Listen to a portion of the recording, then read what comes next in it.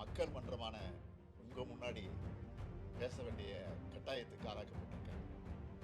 தமிழ்நாட்டில் நடைபெறும் உங்களுடைய திராவிட மாடல் அரசு கடந்த 3 ஆண்டு காலமாக எத்தகைய முற்போக்கு மற்றும் தொலைநோக்கு திட்டங்களை செயல்படுத்திட்டு வந்தது உங்கள் எல்லாருக்குமே நல்லா தெரியும்.